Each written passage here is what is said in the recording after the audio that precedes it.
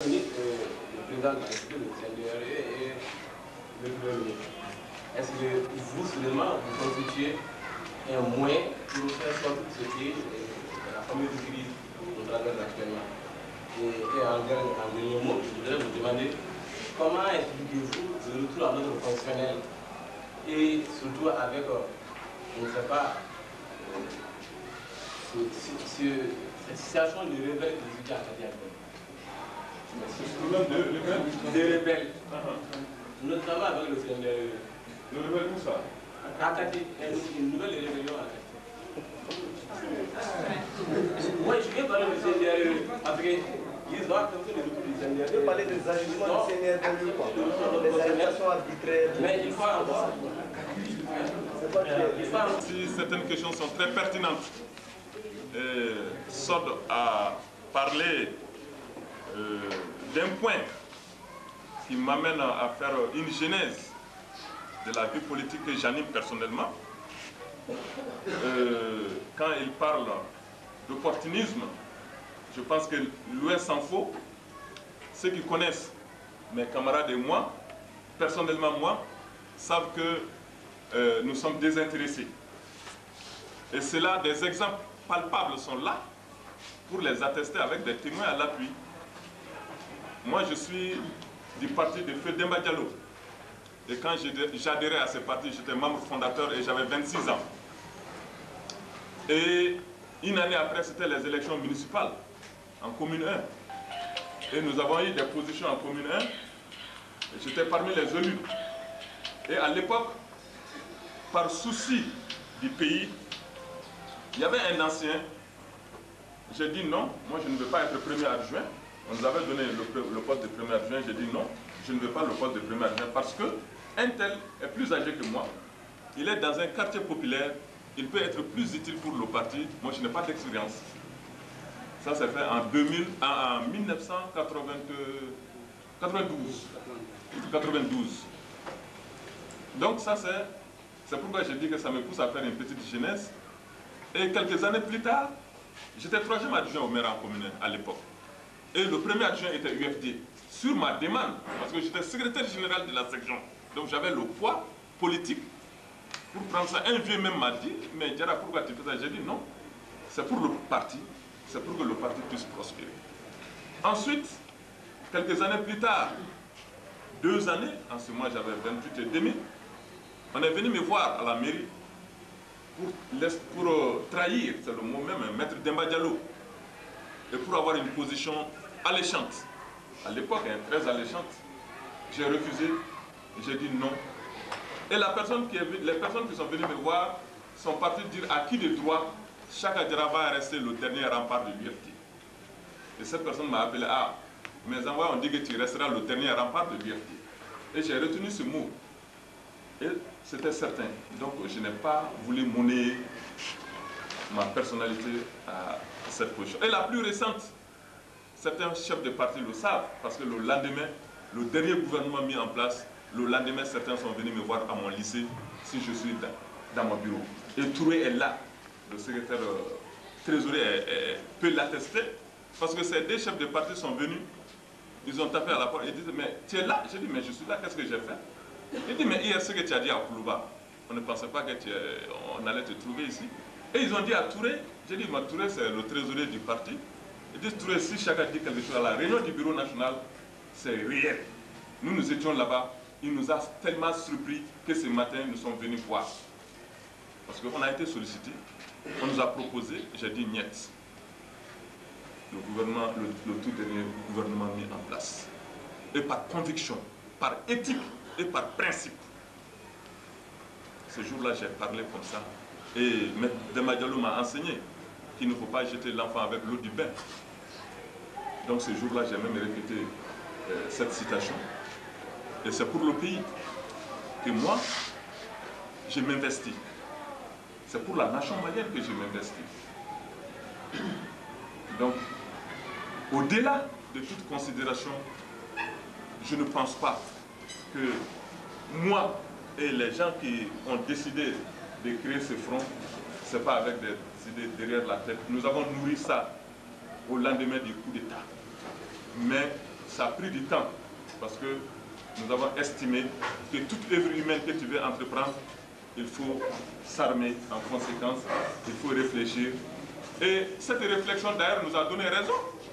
Cette réflexion nous a donné raison parce que qu'est-ce qu'on a remarqué sur la scène politique? Des divergences par-ci, par-là. Or là, quand la case brûle, moi je pense que toute la famille doit apporter de l'eau. Ce n'est pas le moment de se tirailler. Moi, ça c'est notre humble avis. C'est en ce moment qu'il faut être solidaire. C'est en ce moment qu'il faut se donner la main. Après ça, vous allez régler les comptes. Ça, c'est notre vision de la chose publique. Donc, c'est une question qui m'a poussé à faire une petite genèse historique pour arriver, il y a 8 mois, 7 mois, d'une situation qui s'est passée à Koulouba. J'étais en mission, on m'a appelé pour venir. J'ai appelé le Bureau national de l'UFT. J'ai dit demain je vais à Koulouba, c'est sûr s'il y a des propositions, moi je refuse.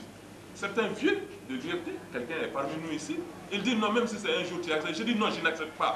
Si c'est le parti, ce n'est pas moi seul, vous pouvez donner ça à quelqu'un. Mais si c'est ma personne qui est visée, je n'en veux pas. Et c'est ce langage que j'ai tenu devant qui de toi, au moment opportun. Et le lendemain, les gens sont venus. Quand il y a eu ce problème, beaucoup m'ont appelé, mais pourquoi tu as belle vie que ça n'allait pas? Et puis, non, j'ai dit, c'est pas ça. C'est des principes. C'est des principes. L'homme doit avoir des principes. Maître Demba Diallo nous a enseigné ça. L'UFT est un parti d'avant-garde, c'est certes, mais les hommes et les femmes qui l'animent aussi, c'est des gens de principes. Quand tu n'arrives pas à respecter tes principes, très souvent, tu tombes dans l'erreur. Donc la question des sortes, c'est loin sans faux. C'est pas ça, mais on a constaté, c'est des constats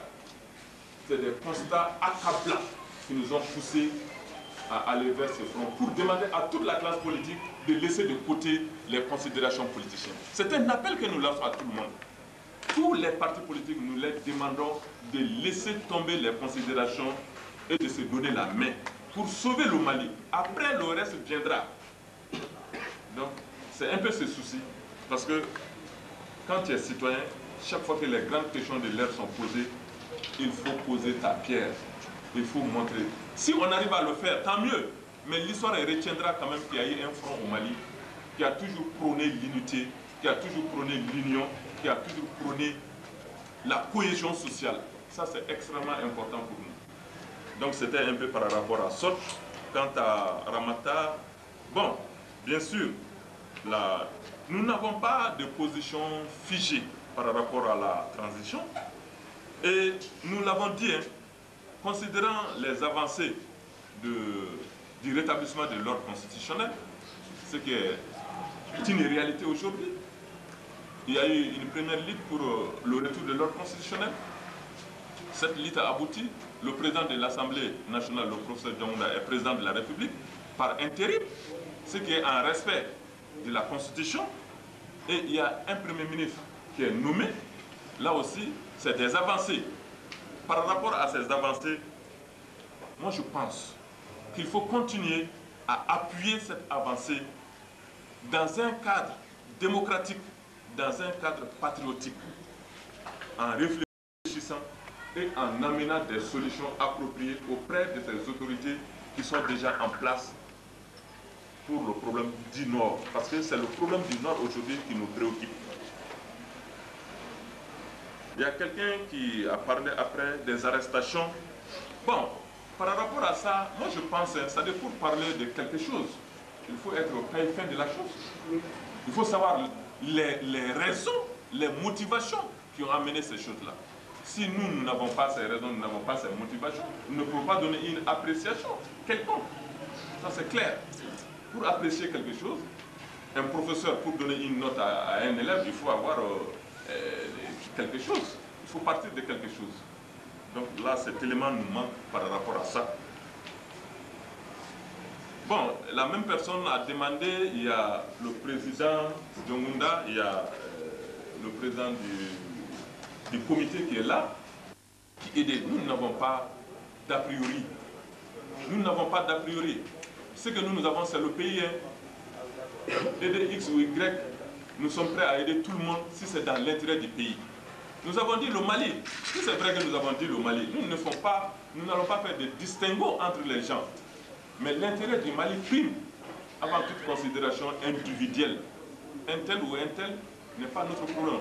Le front n'est pas créé contre X, n'est pas créé contre Y, mais c'est pour la nation malienne. Donc, travailler avec les deux, moi je ne vois pas de problème parce que si c'est dans l'intérêt du pays, il faut le faire. Il faut le faire. On a posé la question, le front à Ouaga. Non, le front actuel n'a pas participé à la conférence ou à la réunion de Ouaga. Nous étions en réflexion de sa mise en œuvre. Donc nous n'avons pas participé à cette rencontre. Bon, on nous dit qu'est-ce que nous pouvons faire pour aider les populations du Nord. Déjà ça, c'est déjà un point de départ.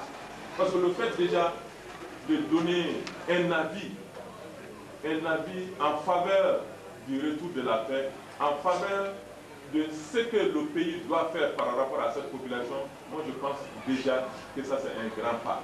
Et au-delà de ce pas, nous nous sommes engagés à aller au-delà de ça et faire autre apport. C'est un lancement solennel. Et après ça, le front va continuer son travail. Et si on doit appuyer sur tous les plans, nous allons appuyer sur tous les plans. Ça c'est clair et net. Il faut les aider, il faut les appuyer. Obligatoirement et nécessairement. Donc ça revient un peu à la question de Touré qui dit est-ce qu'on a les moyens de sauver la situation actuelle? Oui, l'homme doit être optimiste et puis l'homme doit se donner les moyens. Tant qu'il n'y a pas d'espoir, il n'y a pas de vie. C'est ce que disait Barack Obama. Il faut avoir de l'espoir.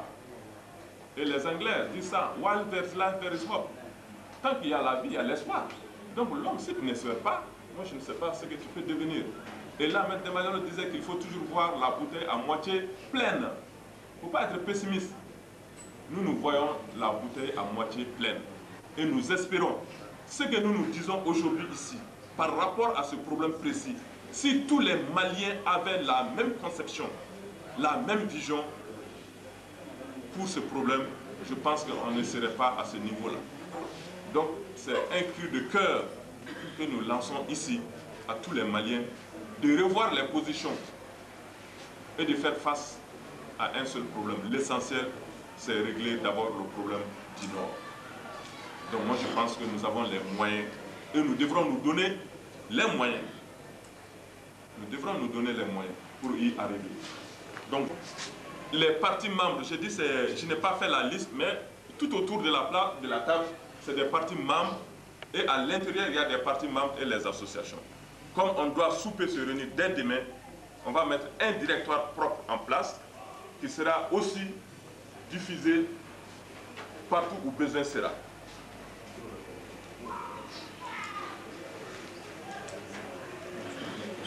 S'il y a d'autres questions, je suis vraiment dispo. Et la dernière réunion du Bureau national de l'UFD, un mercredi, j'ai même dit aux membres, on ne sait pas. En tout cas, le dossier est prêt. Le lundi, on va déposer à la Cour constitutionnelle. Et payer la caution. Et là, pourquoi on a fait ça? Nous n'avons jamais été dans un gouvernement. Nous n'avons jamais obtenu une direction nationale. Et nous n'avons jamais obtenu quelque faveur que ce soit de qui que ce soit. Mais et pourtant, le parti a pu faire ses conférences nationales de Gao, Tombouctou, Kidal, Taï, dans toutes les régions du Mali. Et à l'époque, certains journalistes, ils étaient 6, ils sont partis me voir comment on fait pour pouvoir faire ça, parce que certains sont au pouvoir, ils n'arrivent pas à faire de tel travail. J'ai dit non, c'est une conviction, c'est une volonté politique. Quand on a la volonté et qu'on a des femmes et des hommes à hauteur de mission, il est facile de poser des actes. Donc c'était toujours pour dire que nous avons estimé aller. Pourquoi? Ce n'est pas parce qu'on avait les gros moyens, contrairement à ceux qui avaient des moyens obtenus autrement, mais c'est parce que nous aimons notre pays. Nous avons constaté des faits qui, pour nous, il faut aller aux élections pour parler et dire aux gens ce qui ne va pas. Et au congrès de l'UFD, nous avons dit, au congrès avant le putsch, le 5 mars, nous l'avons dit, le discours est là, une armée républicaine, une armée de type niveau. Le pays a besoin de ça, je l'ai dit. Donc tout ce qui est quand même en faveur de l'ordre constitutionnel, d'un État républicain, d'un État à hauteur comme le Mali, nous sommes partants. Donc ça veut dire que toujours le Mali prime pour nous. Les autres là, ça peut venir après. Donc je remercie tout le monde, je remercie l'ORTM, les partis et les présidents des partis. Et une femme présidente d'un parti politique, c'est important parmi nous. Donc ça, c'est à l'actif des femmes qui sont là. Hein? Si c'est président du PDS, donc d'autres sont là. Donc les camarades des partis politiques, je vous remercie beaucoup. Les associations qui ont accepté venir avec nous pour le front. Et puis les journalistes, l'ORTM, les invités, les honorables invités, tous ceux qui ont bien voulu venir cet après-midi pour le pays, parce que pour nous c'est pour le pays que nous sommes là. Je remercie tout le monde et je souhaite que Dieu puisse nous aider à ce qu'il y ait une solution rapide au problème du Nord. Mesdames et messieurs, la science est levée. Je vous remercie.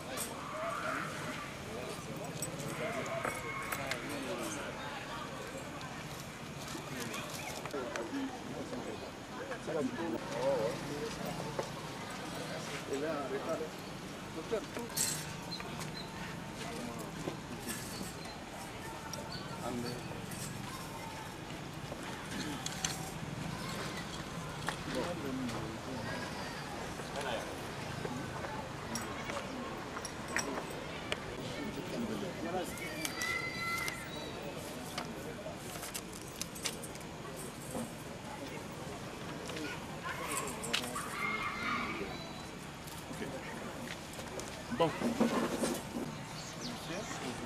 oui. Avec votre permission, nous allons commencer la cérémonie. Elle consiste à la remise d'un don par le Front pour la République, pour le Mali et la République. Donc, la procédure est la suivante. Le président du Front va prendre la parole, suivi du rapporteur. Et M. Diko, le représentant de Corem, va conclure. Donc avec votre permission, nous allons commencer. Merci. Ok, merci. Mesdames et messieurs, bonsoir. Je suis très heureux cet après-midi de vous recevoir autour d'une cérémonie. Cérémonie modeste, certes, mais très significative, car il s'agit du Mali. Il y a tout juste 48 heures, ici même, vendredi après-midi, nous avons lancé un cri de cœur à l'endroit de tous les Maliens, à l'endroit de tous les partis politiques, des associations, de la société civile, afin qu'on se donne la main, afin qu'on se mobilise autour d'un seul idéal, l'idéal Mali.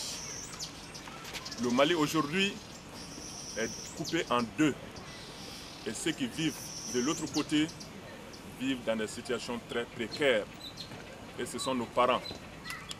Partant, le Front pour le Mali et la République, né le 16 avril dernier, a estimé donner un ton symbolique. Du vendredi à maintenant, 48 heures après, des gens de bonne volonté, des partis politiques, des associations, des personnes motivées pour la cause du Mali ont eu à nous appuyer avec quelques éléments d'appréciation, à savoir 10 sacs de riz, quelques cartons de cahiers pour les élèves qui sont venus du Nord et qui sont dans des situations difficiles à Bamako. et aussi des habits pour appuyer cette population du Nord.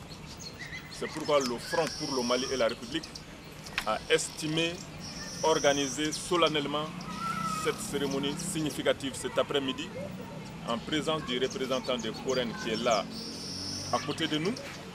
Les membres du Front sont là, les partis politiques qui composent le Front, les 12 partis politiques, les 23 associations sont tous représentés pour prendre part à cette cérémonie.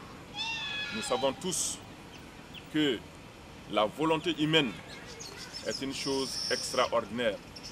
Si aujourd'hui nous venons de donner le ton, au-delà de toute coloration, au-delà de toute considération, nous pensons que cet appel que nous venons de lancer sera vraiment un cœur de cri pour tous les autres Maliens pour en faire autant. Au-delà de cette cérémonie de remise de dons à nos frères et sœurs du Nord, le Front pour le Mali et la République, une fois de plus, réitère son appel à l'endroit de la classe politique, à l'endroit de toutes les associations, à l'endroit des personnes physiques et morales, sans considération aucune, sans distinction, de se donner la main pour transcender les différends afin de se mobiliser pour avoir l'unité nationale au sein d'un conseil national de réflexion. Je pense que cela serait salutaire pour une sortie de crise définitive. On ne peut pas se développer dans la guerre. On ne peut pas faire d'activités qu'on pense être utiles pour la nation dans un pays, dans une situation de guerre. Par conséquent, la paix est fondamentale, la paix est prioritaire. Et nous estimons que sans cette paix, rien n'est possible. Et il faut aller vers cette paix. C'est le cri de cœur du Front pour le Mali et la République. Nous osons croire que l'acte que nous venons de poser cet après-midi, si modeste que soit, peut donner un regain de vitalité à toute la classe malienne, à toute la classe politique, à toute la société civile, de penser que l'effort conjugué de tout le monde peut faire qu'il sera bon vivre dans un Mali démocratique, dans un Mali uni, dans un Mali prospère. Je vous remercie. Merci. Je voudrais, à cette occasion, ajouter ma voix à toutes celles qui ne sont pas ici sur place pour remercier toutes les bonnes volontés, c'est-à-dire les associations qui sont aujourd'hui dans l'anonymat, c'est-à-dire les représentants du parti, les individus militants juste pour la cause du Mali, qui sont très peu connus, mais qui voudraient, par la voix des sans-voix, faire entendre aussi leur voix. C'est dire que je voudrais remercier le président Diarra pour tout ce qu'il vient de dire.